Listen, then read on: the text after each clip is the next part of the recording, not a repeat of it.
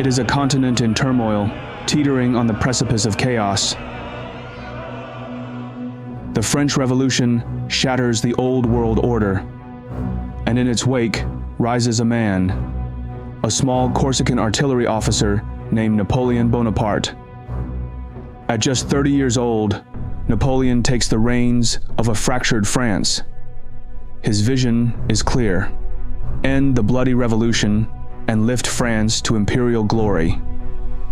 Napoleon was skilled and talented, but beyond that, he had great ambition and a sense of his own destiny.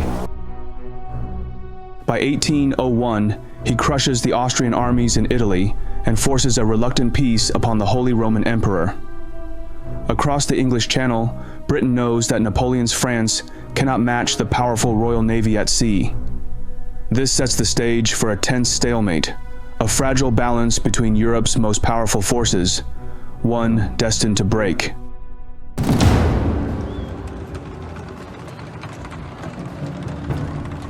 In the early years of the 19th century, Denmark-Norway finds itself in an increasingly precarious position.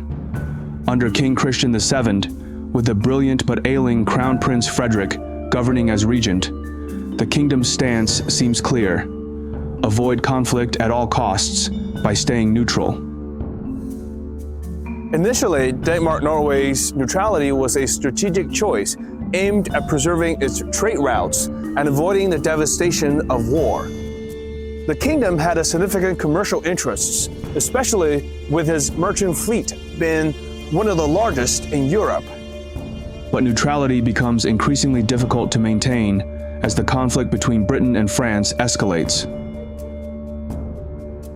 For the British, whose naval power reigns unchallenged, the possibility of the Danish fleet falling into French hands is a threat they cannot ignore. And the only option is strike first.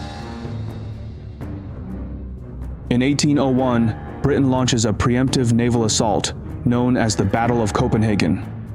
The British fleet, under Admiral Nelson, bombards Copenhagen, inflicting significant losses on the Danes. The ruthless attack of the British forces Denmark-Norway into a more defensive posture. In early 1801, the country joins an alliance of northern powers, Russia, Prussia, and Sweden, determined to defend their neutral shipping from British interference.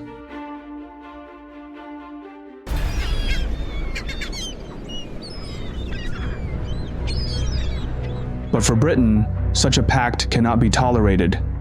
The threat must be neutralized before it grows out of control. In August 1807, Britain launches the Second Battle of Copenhagen. This time, the assault is swift and merciless. British forces, under Admiral James Gambier and General Lord Cathcart, lay siege to Copenhagen, bombarding the city relentlessly for 4 days.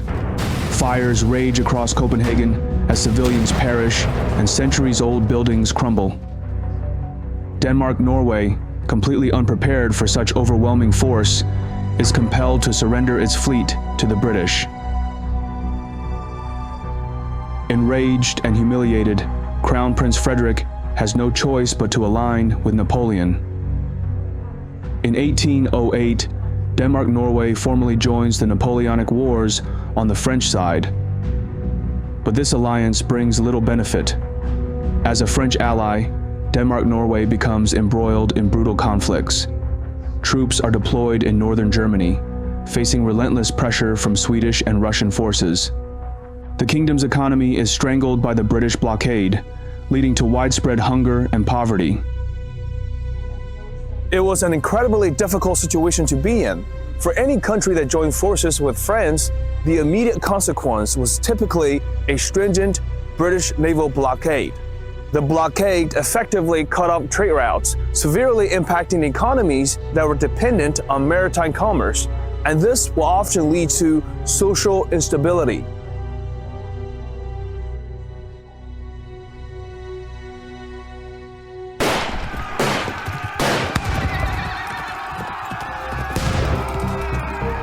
Napoleon's defeat in the Battle of Leipzig in October 1813 sends shockwaves across Europe. His dominance is ending. Denmark-Norway, still allied with the collapsing French Empire, finds itself cornered and vulnerable. It is a vulnerability that its neighbor is eager to exploit. Swedish forces, led by Crown Prince Charles John, invade Norway, aiming to fulfill Sweden's long-standing ambition of uniting Scandinavia. Desperation grips Crown Prince Frederick of Denmark-Norway. Their depleted army cannot hope to resist the overwhelming forces of the coalition. On January 14, 1814, the Treaty of Kiel is signed, marking the bitter end of Denmark-Norway's long struggle in the Napoleonic Wars. The treaty forces Denmark to cede Norway to Sweden, severing a union that has lasted nearly 450 years.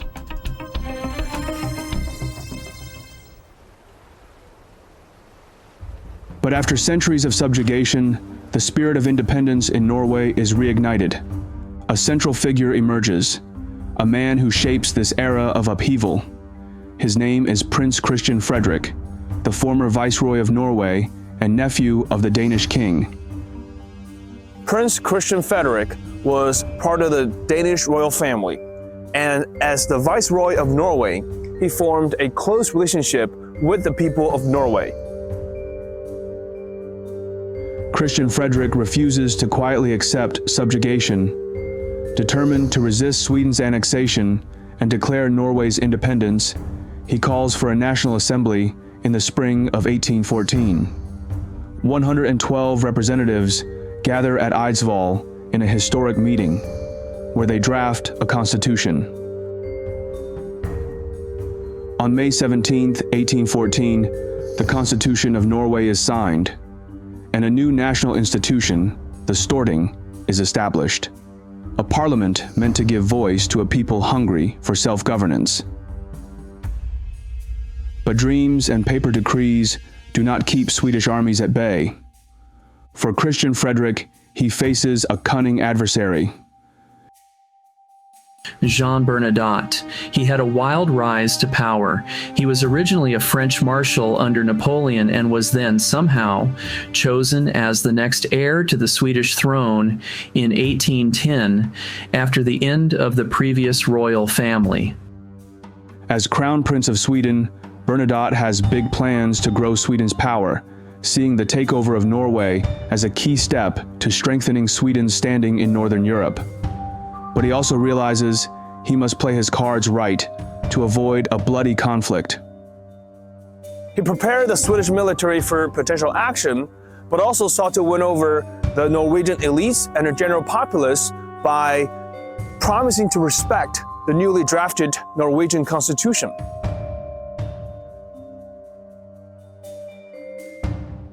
By November 1814, Christian Frederick steps aside, and Norway reluctantly enters into a union with Sweden, retaining its Storting but acknowledging the Swedish monarch.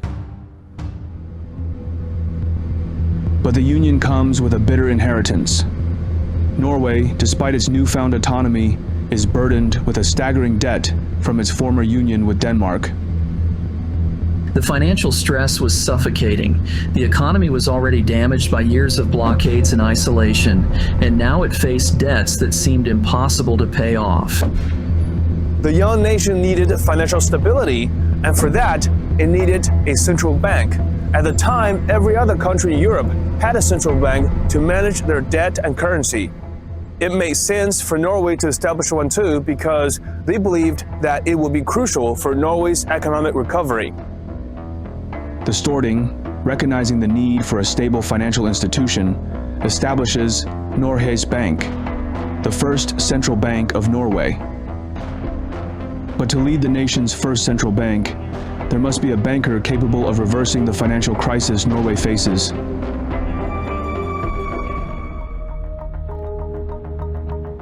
The man entrusted to lead Norway's first central bank comes from an unlikely origin.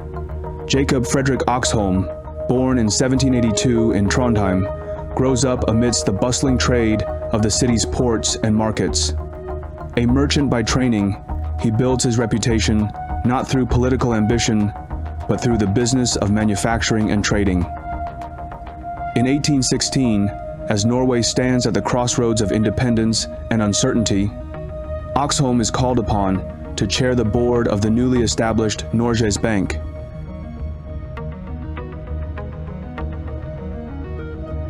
As the nation's first central banker, Oxholm's task is Herculean. The cost of rebuilding the nation's infrastructure and stabilizing its currency bleeds the economy dry. Timber exports, though promising, cannot immediately fill the void. He knows that without an infusion of cash, the entire financial system might collapse. And it turns out, their salvation would arrive from an unexpected source, hundreds of miles away in Germany.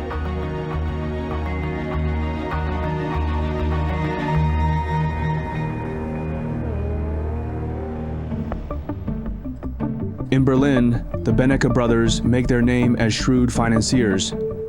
Their banking house, one of many modern financial institutions emerging in the power centers of Europe, holds influence far beyond its humble exterior. For the struggling government of Norway, they represent a last and costly resort.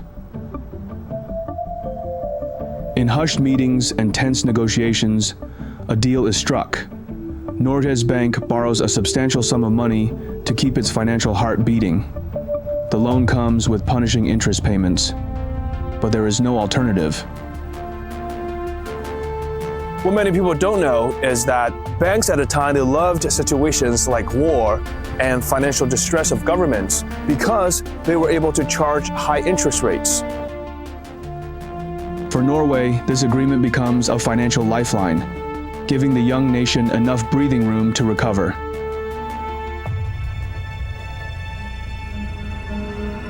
By the mid-19th century, the economy begins to transform. Timber exports fuel the nation's recovery, with lumber yards bustling and sawmills humming. Shipping grows into a formidable industry, as Norwegian merchants gain recognition across Europe's ports. Fishing thrives as well, with cod and herring becoming staples of an international market.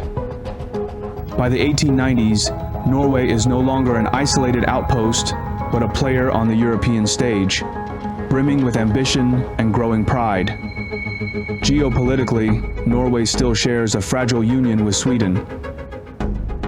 But nationalist fervor simmers beneath the surface as the Storting gradually gained more power. But all of that stability and comfort comes to a crashing halt when the biggest financial collapse in Norway's history unfolds. In the 1890s, Norway's capital, Christiania, buzzes with the energy of a booming economy and modern dreams. Speculation soars, fueled by a belief that Norway is destined for greatness.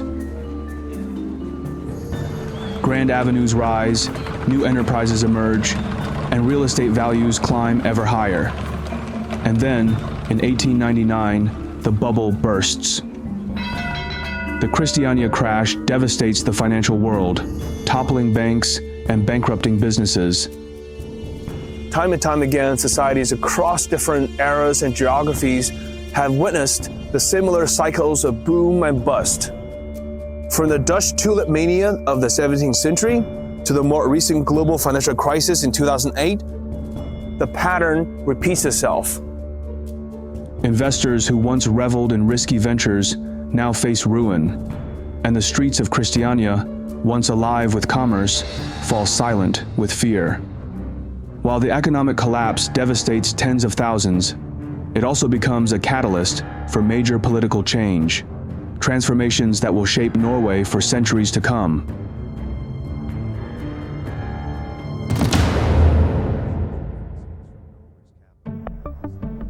By the early 1900s, economic turmoil coincides with rising demands for Norwegian sovereignty. The economic collapse made the people of Norway begin to question their place in the union with Sweden. Christian Michelsen, a ship owner and politician with unshakable resolve, emerges as a leading figure in this national awakening. By the early 1900s, he becomes a driving force, rallying Norwegians with a call for independence. His vision is clear. Norway must no longer be subjugated under the Swedish crown. It is time for a new era, one of self-governance and full sovereignty. Michelson was known for his strong will and determination, traits that became the hallmark of his political life. He was a key player in the Norwegian parliament. By 1905, Michelson decides the time has come for a shocking decision. On June 7th, Norway unilaterally declares the dissolution of the Union, a bold and unprecedented move. Christian Michelson, now Prime Minister, leads the charge. Such a resolve could lead to bloody consequences. He has no idea how the Swedish government will respond. King Oscar II of Sweden faces a dilemma. He knows Norway's resolve cannot be easily quelled, and the specter of civil war looms over Scandinavia. As the summer went on, it became clear that the Norwegian people were ready to fight for their independence. And the Swedish government also realized that continuing the conflict will only mean more suffering for both countries. And so, in the autumn of 1905, Sweden and Norway come to terms, peacefully dissolving the Union. A nation that rises from the ashes of financial ruin is now reborn, fully independent and ready to embrace the future. King Haakon VII, originally Prince Karl of Denmark, becomes the first king of independent Norway. He is now the symbol of a new country. A country that is about to face one of its darkest hours.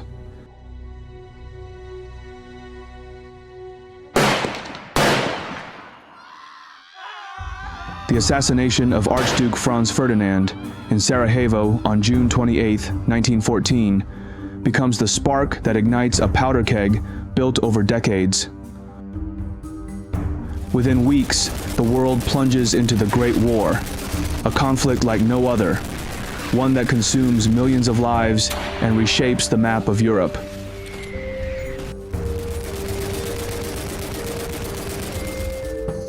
Norway, a vulnerable new country, is determined to remain neutral. In 1914, as war erupts across Europe, Norway declares its neutrality. Yet, neutrality does not mean peace. The war's reach extends even to the rocky coasts of Norway, whose waters become a theater of conflict as German U-boats and British warships fight to control vital shipping lanes. German submarines patrol the seas with ruthless efficiency, sinking any vessel they suspect of carrying supplies to the Allies. British forces, too, impose blockades, seizing cargoes and demanding loyalty. Norway's merchant fleet was one of the largest in the world at the time, and during the early stages of war, it became a double-edged sword. Prime Minister Gunnar Knudsen, a man known for his careful financial management and political acumen, faces immense challenges. He must navigate an impossible balancing act, keeping Norway neutral while safeguarding its economic survival. Imagine Norway at the time with Britain and Germany as their neighbors, who were essentially warmongers. Norway was just trying to mind its own business. Despite its neutrality, Norway suffers greatly. Food shortages become common as trade routes are disrupted, and prices for everyday items skyrocket. The government struggles to keep the population fed, leading to widespread discontent. Protests erupt, and the nation's social fabric grows increasingly strained.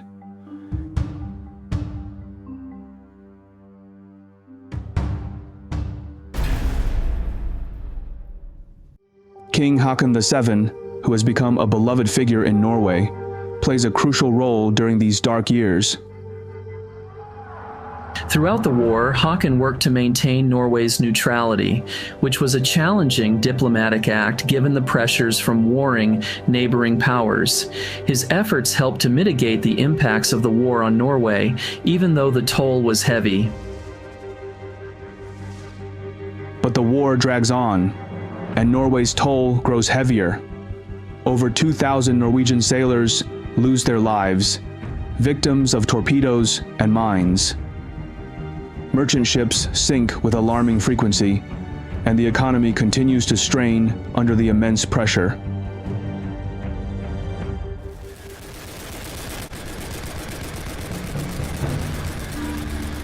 Yet, as the war's relentless grip tightens, a new dawn appears on the horizon.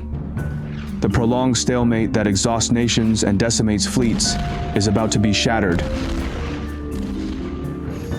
Across the Atlantic, the United States prepares to enter the conflict. Prior to the outbreak of World War I, America was recognized as a strong young nation. By joining with the Allies and really helping to bring about the end of the war, we positioned ourselves as one of the world powers for the rest of the century. After World War I, Norway, like many other countries, believed that the horrors of the Great War would never be repeated and that the lasting peace had been achieved. This shift, combined with severe economic constraints and a growing desire to distance itself from military entanglements, leads to significant downsizing and a weakening of Norway's military capabilities.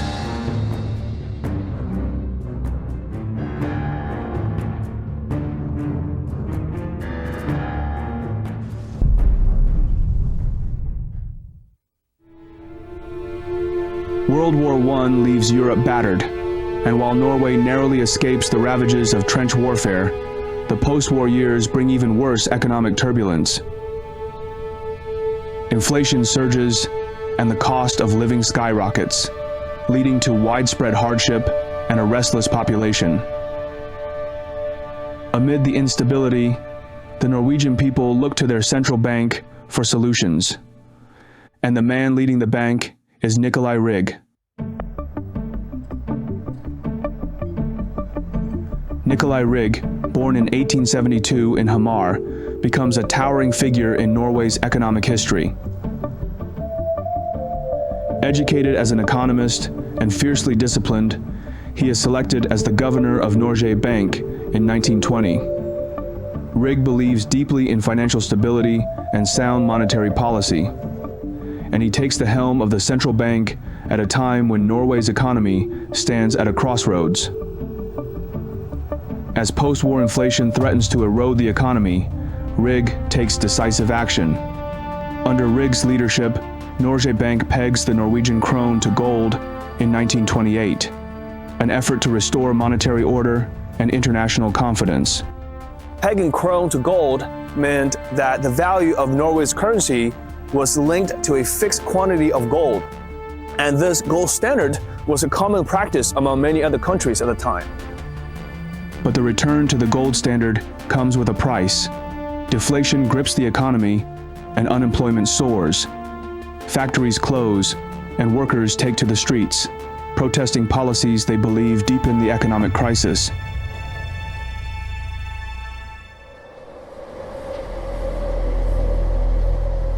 While Rygg struggles to keep Norway's currency intact, 3,500 miles away, in New York, a storm is about to erupt, poised to undo all his efforts. The Secretary of the Treasury declared, "I see nothing in the present situation that warrants pessimism." That was Black Thursday, but it was not the worst. In 1929, the global financial crisis strikes, sending shockwaves across Europe. Norway, heavily dependent on international trade, is hit hard. The export markets for fish and timber collapse, and unemployment reaches devastating levels. Rygg, still at the helm of Norges Bank, faces mounting pressure to adapt. The Great Depression hit Norway hard, just as it did most of the world. Unemployment soared and the price of fish and other exports plummeted. Small towns dependent on fishing and shipping faced ruin, while urban centers became hotbeds of social unrest. Out of this turmoil, a new political force emerges. The Norwegian Labour Party, once a radical socialist movement, gradually evolves into a pragmatic force for progress. Johan Nygaardsvold, a farmer's son turned statesman, becomes a leading figure. By the mid-1930s, he leads a coalition government focused on social welfare and economic stabilization. Norway adopted reforms to protect the workers' rights, build infrastructure, and create a safety net for the working class. While Norway feels the harsh sting of the global economic crisis, another nation suffers even worse. Germany, battered by defeat in the First World War, plunges into unprecedented economic despair. Millions are mired in poverty, grappling with a loss of national pride that cuts deep into the German soul. As the 1930s dawn, a storm brews. Millions of desperate Germans rally behind a charismatic leader who vows to restore their nation to its former greatness, Adolf Hitler. His ascent will forever change the world, and this time, Norway will again be caught right in the middle. By the mid-1930s, Adolf Hitler rises to power in Germany, and his ambition for the nation is unlimited. Norway, nestled on the northern fringe of Europe, watches as the Nazi war machine rearms and militarism sweeps across the major powers of the world. In the years leading to the brink of war, even as Norway maintains its policy of neutrality and non-alignment, its ports and naval stations become points of intense interest for both sides. And one man quickly realizes the strategic potential of Norway's ports. Winston Churchill, then the First Lord of the Admiralty, sees the writing on the wall. He argues vigorously for action, urging Britain to mine the waters of Norway to disrupt Germany's access to vital iron ore supplies. But the British government, paralyzed by indecision and diplomatic caution under Neville Chamberlain, hesitates, even as Hitler watches and waits for his moment to strike. That moment comes in an incident that breaches Norwegian neutrality. In February 1940, the Altmark affair unfolds when a German tanker, the Altmark, carrying British prisoners, seeks refuge in a Norwegian fjord. The British Navy storms the ship, rescuing their men in a daring but illegal raid.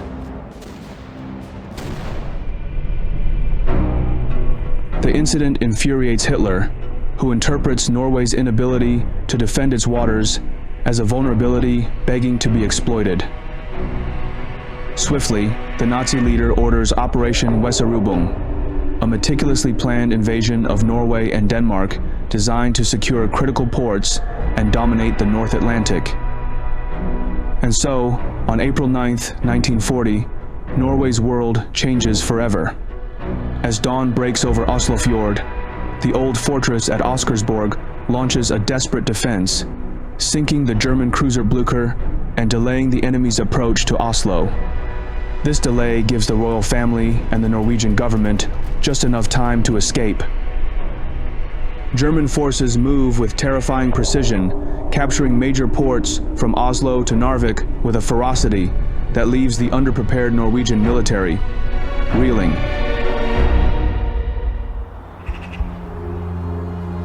As news of Germany's aggressive expansion spreads and Operation Weserübung takes shape, Governor Rig and the Norwegian authorities devise a plan to keep the country's wealth out of Nazi hands.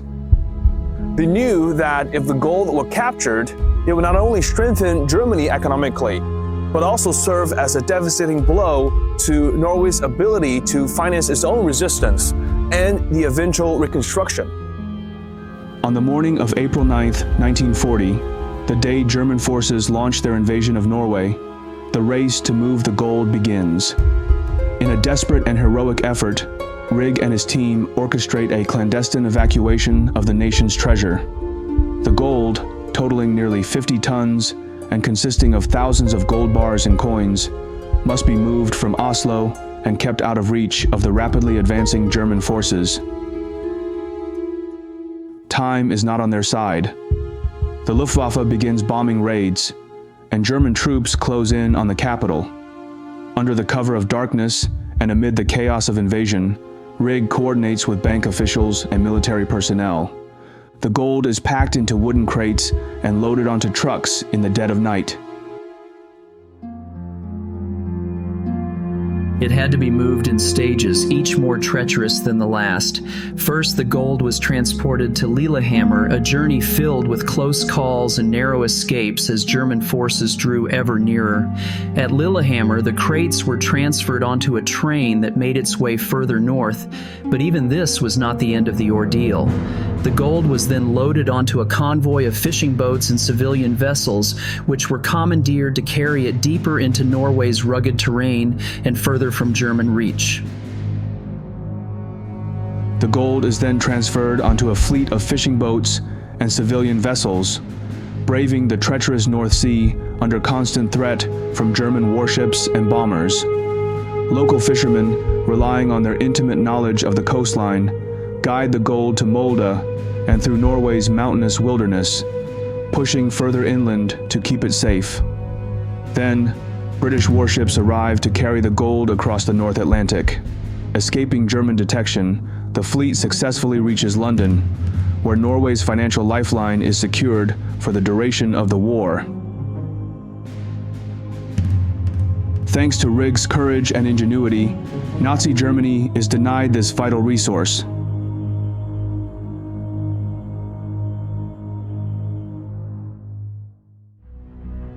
But even with the gold securely relocated, Norway is about to face a level of suffering unlike any in its history. The German military defeats Norwegian resistance within just 62 days. The German occupation of Norway begins with a betrayal that forever stains the nation's history. As Nazi forces surge into the country, Vidkun Quisling, leader of the National Unity Party, proclaims himself head of a puppet government, aligning with Hitler in an act of infamy. He will go down as the symbol of treason. By June, King Haakon VII and the government flee to Britain, as the country braces for 5 brutal years under Nazi rule. Norway's economy and financial system are commandeered to serve the Third Reich, plunging the nation into a state of economic exploitation and forced adaptation. The Germans drain every available resource to sustain their war effort. Factories, farms, and shipping routes are swiftly seized or redirected to fuel the demands of the Nazi war machine. Banks were forced to finance the Nazi regime, and millions of dollars were siphoned to fund Germany's military operations. The krone, Norway's currency, is now pegged to the German Reichsmark, devaluing it and causing economic hardship for the average Norwegian citizen. Inflation begins to take hold, and the population struggles as basic goods became increasingly scarce. But ultimately, Germany's reign won't last forever. As the war nears its end, its forces weaken under pressure from the Soviet advance and the Allied liberation of Western Europe. The day of victory in Europe was the day of freedom for Norway, isolated from our allies since 1940. On May 8, 1945, liberation comes at last. Norway rejoices as 5 years of German occupation finally come to an end.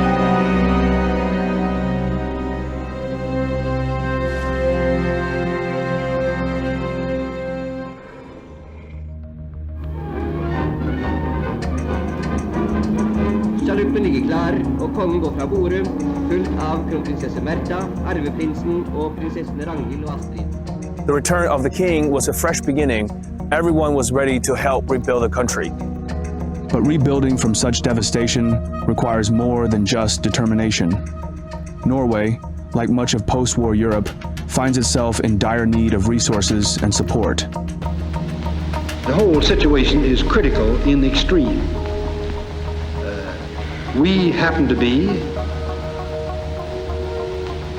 very fortunately for ourselves, the strongest nation in the world today, certainly economically. The Marshall Plan becomes a lifeline, thrown by the United States to help shattered nations stand on their feet. Norway receives approximately $400 million through this economic recovery program, which pours funds into infrastructure, industrial revival, and the modernization of the economy. The funds give Norway the momentum to industrialize rapidly, transitioning from a struggling, war-torn country into a burgeoning economic force. By the early 1950s, Norway enters a new era of growth. Shipbuilding accelerates, and the vital fishing industry modernizes and expands. The country invests heavily in social welfare, ensuring healthcare, education, and housing for its citizens, setting the stage for a strong welfare state. But none of this economic development compares to what is about to happen next.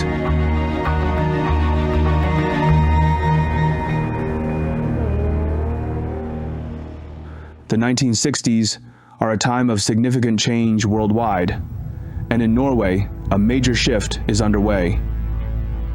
For centuries, the country had relied on the sea for its livelihood, with fishermen and sailors braving the Atlantic. But beneath those same cold waters, a hidden treasure awaited discovery, a vast oil reserve under the North Sea that would transform Norway forever. On December 23, 1969, American oil giant Phillips Petroleum, drilling at a site known as Ekofisk, located roughly 200 miles southwest of Stavanger, strikes oil. This is not just a small discovery.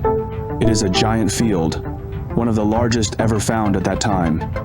The Ekofisk field, with its estimated reserves of billions of barrels, sends shockwaves through the global oil industry.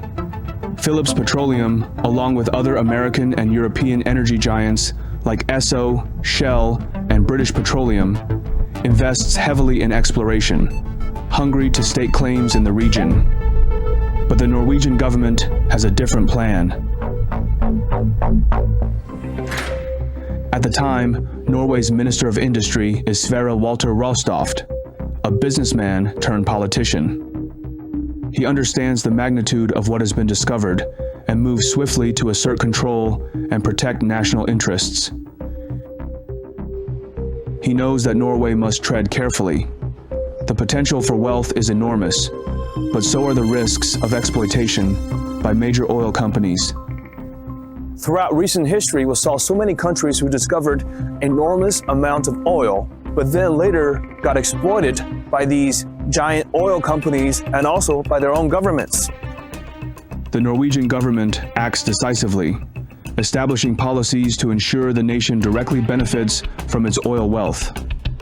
Regulations require foreign companies to partner with the state, guaranteeing Norway a significant share of profits. In 1972, the Norwegian Petroleum Directorate and state-owned Statoil, now Equinor, are created to manage these resources wisely. This state enterprise will go on to bring unprecedented wealth to Norway, transforming the nation's economic future. By 1990, with the influx of massive wealth from oil, Norway needed to invest in ways that not only generate safe growth, but also sustainable returns. They will eventually establish the largest sovereign fund in the world, investing at a global scale unmatched by any other nation or entity. Similar to our sponsor today, Cambria Investments, which runs multiple low-cost global funds. I had the privilege of meeting the Chief Investment Officer of Cambria Investments, Map Faber. With over $2.7 billion in assets, Map, an ETF specialist, explained how ETFs are revolutionizing the asset management industry. While ETFs are common today, few grasp their unique advantages: better tax benefits, lower costs, and superior liquidity compared to mutual funds. Last year, Cambria Investments surprised the investment world with their innovative approach to launching new funds. They created a simple solution for investors to shift holdings into lower-cost, tax-friendly ETFs without triggering tax liabilities, NSMA to ETF 351 conversion. By using tax code section 351A, investors can transfer securities to a new ETF in exchange for shares without triggering capital gains taxes. Beyond tax and cost benefits, Cambria's ETFs can provide investors access to trend-following or shareholder yield strategies. Even Warren Buffett highlights this approach in his shareholder letters. If you're curious to learn more, I highly recommend Matt Faber's book on shareholder yield. To explore the ETF edge further, visit CambriaFunds.com and connect with Cambria to see if it's the right fit for you.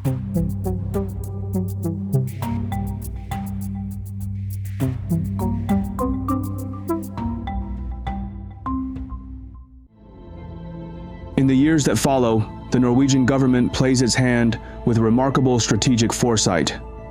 Instead of falling prey to the resource curse that plagues so many oil-rich nations, Norway chooses a path of prudence and control. Statoil, the state-owned oil company, and the Norwegian Petroleum Directorate ensure that oil profits are managed wisely, while strict regulations govern production. By 1990, the Government Pension Fund Global, commonly known as the Oil Fund, is established to secure oil revenues for future generations, creating a fiscal safety net that grows into one of the world's largest sovereign wealth funds. Throughout the 1970s and 1980s, oil money flows into the economy, transforming cities like Stavanger from sleepy coastal towns into bustling hubs of industry. Roads, hospitals, and schools are modernized. The welfare state expands, providing citizens with some of the best healthcare, education, and social benefits in the world. Norway really was a great exception, who managed to share its vast amount of oil wealth among its own people. By 2007, Norway's GDP soars, bolstered by strong oil exports, which make up a substantial portion of the country's income. Average income per capita surges, placing Norwegians among the wealthiest people in the world. But all of this faces a test with the biggest global financial crisis in recent history.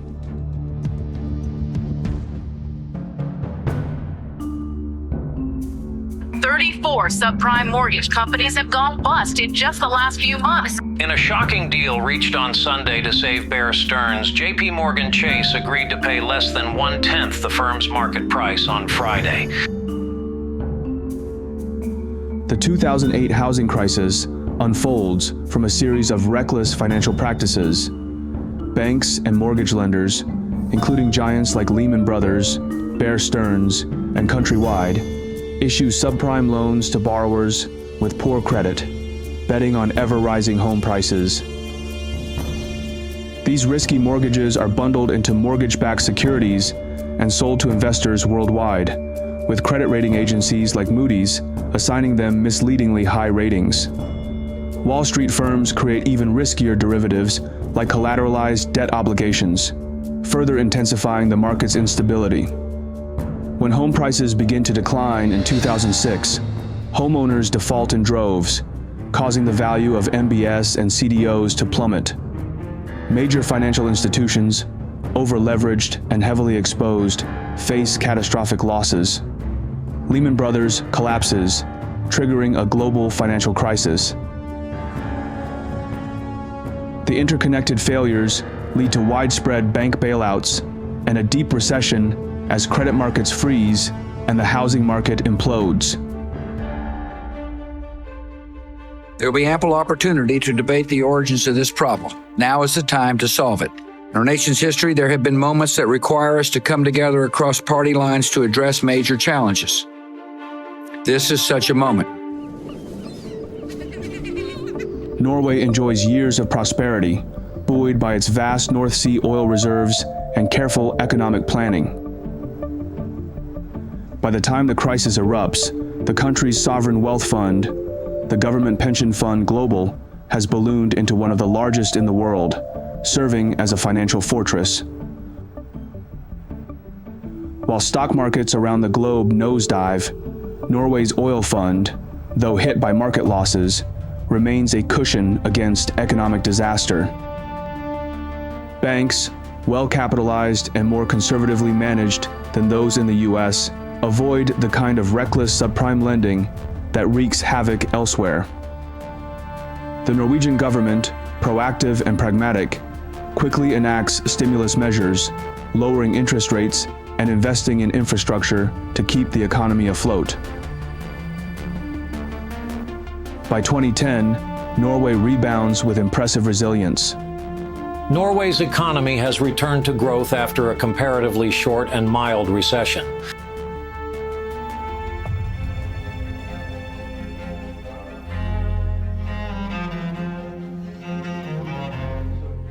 The government pension fund Global, Norway's oil fund, continues to swell, surpassing $1 trillion, a bulwark against economic shocks and a guarantee for future generations.